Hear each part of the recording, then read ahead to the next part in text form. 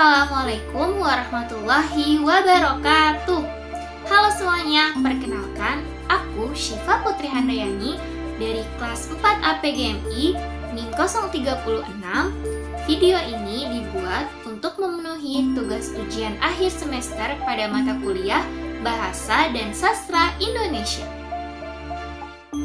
Di video kali ini, aku akan memaparkan 12 materi yang sudah dipelajari selama satu semester ini pada mata kuliah Bahasa dan Sastra Indonesia. Yuk, disimak pembahasannya. Kata sebagai salah satu unsur bahasa yang menjadi wujud sari sebuah perasaan dan pikiran. Menurut Kamus Besar Bahasa Indonesia, kata adalah elemen terkecil dalam sebuah bahasa yang diucapkan atau dituliskan, atau satuan bahasa terkecil yang dapat berdiri sendiri dan membentuk satuan makna yang bebas. Menurut Kraft, kata merupakan satuan-satuan kecil yang diperoleh dari pecahan-pecahan sebuah kalimat dan mengandung sebuah ide yang bermakna. Selanjutnya, pengertian kata benda. Kata benda adalah sebuah kelas kata yang menyatakan nama orang, nama, tempat, dan lain-lain. Atau dapat juga dipahami sebagai kata yang melabeli suatu benda baik secara konkret maupun abstrak. Menurut Kraft, kata benda adalah semua kata yang dapat diterangkan dengan menambahkan kata yang ditambah dengan kata sifat. Misalnya, perempuan yang cantik. Karakteristik kata benda. Dalam kalimat yang predikatnya verba, kata benda cenderung menduduki fungsi subjek, objek, dan pelengkap, tidak dapat diingkarkan dengan kata tidak, dapat diikuti sifat dengan menggunakan kata yang. Kata benda dibagi menjadi dua. Yang pertama, ada kata benda konkret, yaitu kata yang menyatakan nama dari benda-benda yang dimana benda yang dimaksudkan adalah benda yang dapat ditangkap oleh panca indera. Contohnya, manusia dan hewan. Dan yang kedua, ada kata benda abstrak.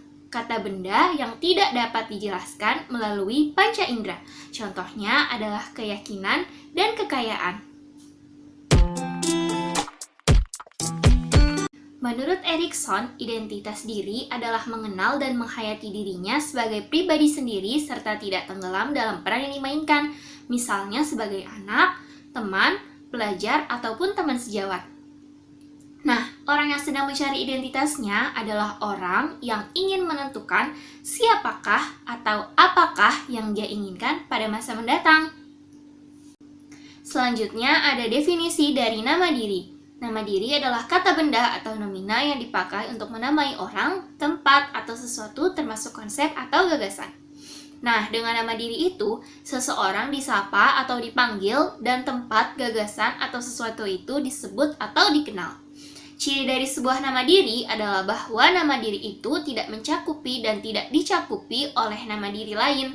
Jadi, nama diri tidak memiliki superordinat dan atau subordinat. Artinya, sebuah nama diri selalu berdiri sendiri. Tidak ada nama diri lain yang menjadi superordinat atau yang ada di atasnya, atau yang menjadi subordinat yang ada di bawahnya. Kata sapaan sebagai sebuah teguran berbentuk satuan lingual yaitu morfem, kata atau frase di mana bertujuan untuk menyapa, menegur atau seruan awal sebelum pembicaraan. Kata sapaan ini digunakan apabila dua orang atau lebih hendak memulai suatu pembicaraan atau percakapan, atau juga ketika hendak meminta perhatian dari lawan atau rekan bicaranya. Nah, kata sapaan ini dalam penggunaannya juga disesuaikan dengan usia, gender, dan pangkat. Apabila lawan bicara kita merupakan yang seusia atau teman sebaya, kita bisa menggunakan sapaan biasa asal sopan. Namun, jika berbicara kepada yang lebih tua atau lebih atas dari kita, baik dari segi usia atau pangkat, gunakanlah bahasa yang sopan dan santun. Jika kepada atasan, gunakan bahasa yang formal. Nah, materi selanjutnya ada dialog, prolog, dan epilog. Dalam sebuah karya sastra drama, pasti akan ditemui beberapa istilah dalam teks drama seperti dialog, prolog, dan epilog. Tidak hanya dalam karya sastra drama, akan tetapi istilah dialog, prolog, dan epilog ini juga banyak ditemui pada karya sastra tulisan lainnya seperti prosa, novel, dan lain sebagainya. Nah, Kali ini kita akan bahas sama-sama mengenai apa yang dimaksud dengan dialog, prolog, dan epilog. Yang pertama ada dialog. Dialog adalah percakapan antara satu tokoh dengan yang lain, dan melalui dialog tersebut, masyarakat kelompok atau lebih yang memiliki pandangan berbeda-beda itu saling bertukar ide, informasi, dan pengalaman. Kemudian, yang kedua ada prolog. Prolog adalah sebuah istilah yang digunakan dalam karya sastra yang berfungsi sebagai kalimat atau peragaan pembuka. Nah, prolog suatu naskah ini bisa berupa dialog atau kilas balik dari suatu peristiwa di dalam cerita tersebut. Dan yang terakhir, ketiga, ada epilog. Epilog ini adalah kata-kata penutup yang berisi kesimpulan ataupun amanat tentang isi keseluruhan dialog. Epilog ini berfungsi untuk menyampaikan intisari cerita atau menafsirkan maksud cerita oleh salah seorang aktor atau dalang pada akhir cerita dengan memberikan suatu amanat yang terkandung dalam cerita tersebut.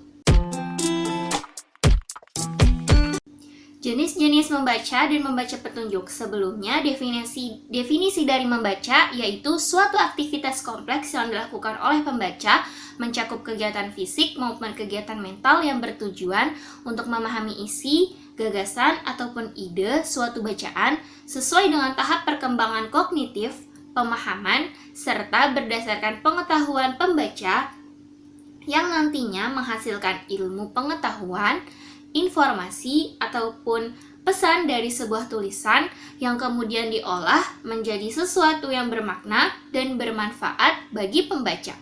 Menurut Tarigan, ditinjau dari segi terdengar atau tidaknya suara pembaca ketika melakukan kegiatan membaca, maka dapat dibagi menjadi dua, yaitu yang pertama ada membaca nyaring atau bersuara, yaitu suatu aktivitas atau kegiatan yang merupakan alat bagi guru, murid, ataupun pembaca bersama-sama dengan orang lain atau pendengar untuk menangkap atau memahami informasi, pikiran, dan perasaan seorang pengarang.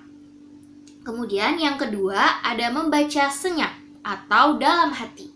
Nah, definisi dari membaca senyap ini adalah kegiatan membaca dengan tidak mengeluarkan suara, tanpa adanya gerakan bibir dan kepala, tanpa berisik, kemudian memahami bahan bacaan yang dibaca secara diam atau dalam hati. Nah, selanjutnya, Tarigan dan Haras berpendapat bahwa dilihat dari cakupan bahan bacaan yang dibaca, dibagi menjadi dua jenis kegiatan membaca. Yang pertama ada membaca ekstensif, yaitu membaca secara luas. Objeknya meliputi sebanyak mungkin dalam waktu yang singkat.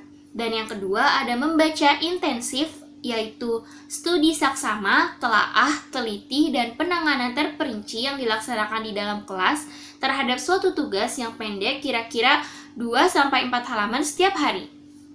Kemudian definisi dari membaca petunjuk itu sendiri merupakan aktivitas atau kegiatan untuk membangun pemahaman terkait informasi mengenai sesuatu berupa arahan yang diberikan dan tentang bagaimana sesuatu itu harus dilakukan dengan baik dan benar. Nah, untuk mengetahui tata cara membaca puisi, kita harus tahu dulu pengertian dari puisi. Menurut Kamus Besar Bahasa Indonesia, puisi merupakan ragam sastra yang bahasanya terikat oleh irama, matra, rima, serta penyusunan larik dan bait. Puisi adalah salah satu karya sastra yang disusun untuk mengekspresikan ide, gagasan, perasaan, dan emosi penyair dengan menggunakan kata-kata yang indah, melebihi bahasa yang digunakan sehari-hari. Menurut Hasmudin, ada beberapa hal yang perlu diperhatikan oleh pembaca puisi, yaitu yang pertama ada ekspresi atau mimik. Ekspresi atau mimik saat membaca puisi harus sesuai dengan topik puisi yang dibaca. Jika puisi berkaitan tentang kebahagiaan, seorang pembaca puisi haruslah tersenyum dan ekspresi yang penuh kebahagiaan.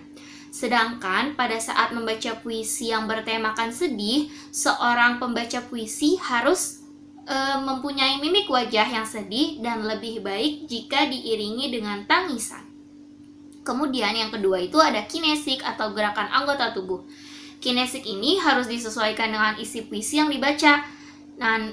Dan yang ketiga ada artikulasi yang baik. Kemampuan pembaca puisi dalam melafalkan sebuah kata, kejelasan vokal jelas menjadi poin penting dalam membaca puisi. Dan yang keempat ada intonasi yang sesuai.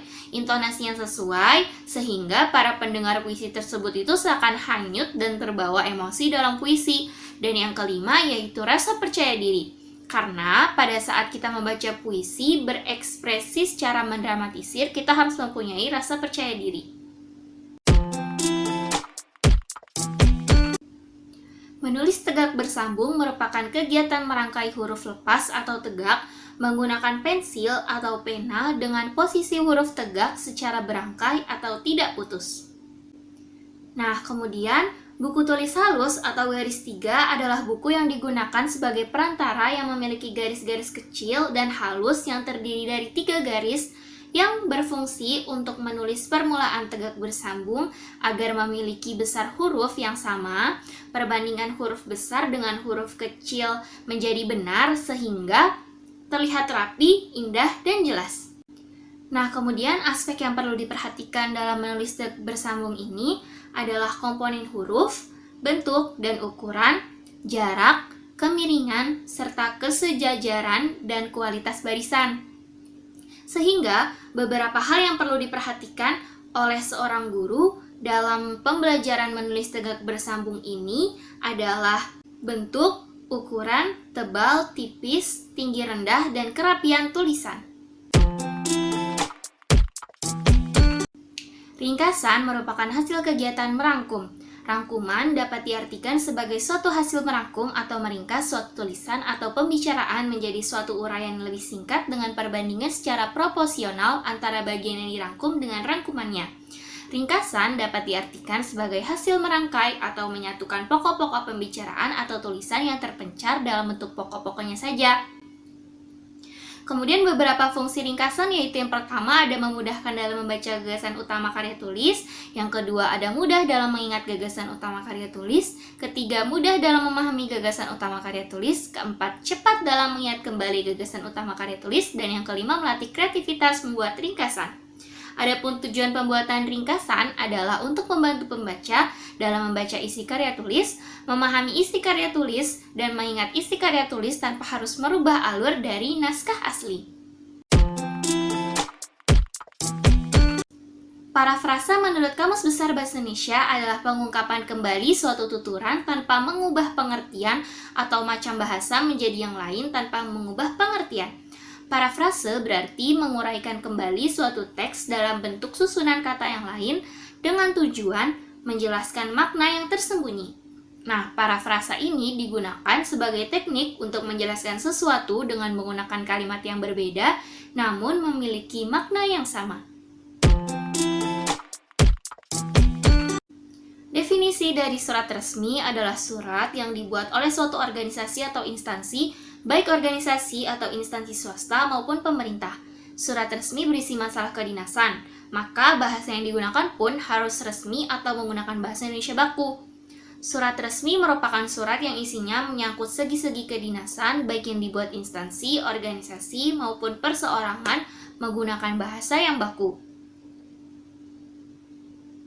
Sedangkan definisi dari surat pribadi adalah surat yang isinya menyangkut masalah pribadi yang dikirim oleh seseorang kepada anggota keluarga, teman sejawat, atau orang yang telah dikenal baik secara pribadi. Surat pribadi sebagai surat yang berisi masalah pribadi yang ditunjukkan kepada keluarga, teman, atau kenalan. Sifat dari surat pribadi ini adalah santai dan akrab. Oleh sebab itu, bahasa yang digunakan pun bisa menggunakan bahasa yang akrab dan santai, tetapi harus tetap sopan. Nah, selanjutnya ada formulir dan kwitansi. Formulir didefinisikan sebagai lembaran kartu atau kertas dengan ukuran tertentu yang di dalamnya terdapat data atau informasi yang bersifat tetap dan juga bagian lain yang diisi dengan bagian yang tidak tetap. Sedangkan kwitansi ini pengertiannya adalah suatu alat bukti penerimaan sejumlah uang yang ditandatangani oleh penerima lalu diserahkan kepada yang membayar dan dapat digunakan sebagai bukti transaksi. Pidato sendiri merupakan salah satu kegiatan berbicara di depan banyak orang dalam rangka menyampaikan sesuatu berkaitan dengan kegiatan yang sedang dilakukan. Menurut Kamus Besar Bahasa Indonesia, pidato diartikan sebagai pengungkapan pikiran dalam bentuk kata-kata yang ditujukan kepada orang banyak atau wacana yang disiapkan untuk diucapkan di depan khalayak.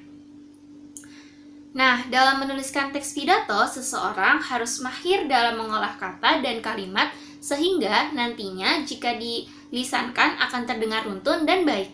Struktur penulisan naskah pidato menurut Lubis yang pertama itu ada judul, harus angkat 2 menimbulkan hasrat ingin tahu dari pendengar. Yang kedua ada salam pembuka, biasanya mengawali suatu pidato yang disampaikan secara islami atau agama. Setelah menyampaikan salam pembuka, baru dilanjutkan dengan yang ketiga ada pendahuluan. Pendahuluan ini menyampaikan pokok-pokok masalah dari isi pidato yang nanti akan diuraikan lebih lanjut oleh pembicara. Yang keempat ada isi, yaitu bagian yang menjelaskan selengkapnya dari pidato yang akan disampaikan. Penjelasan ini disampaikan secara bertutur dan lengkap. Dan yang kelima ada penutup, yaitu simpulan dan harapan atau anjuran atas apa yang disampaikan oleh pembicara. Dan yang terakhir ada salam penutup, yaitu bagian terakhir dari satu pidato yang berisi seperti salam dan terima kasih. Adapun langkah-langkah menulis pidato, yaitu yang pertama ada menentukan tema pidato, yang kedua mengumpulkan bahan-bahan pidato, yang ketiga membuat kerangka pidato seperti pembukaan, pendahuluan, isi, simpulan, harapan-harapan, dan penutup, dan yang keempat ada mengembangkan kerangka. Sekian pemaparan 12 materi bahasa dan sastra Indonesia. Sekian dari saya. Wassalamualaikum warahmatullahi wabarakatuh.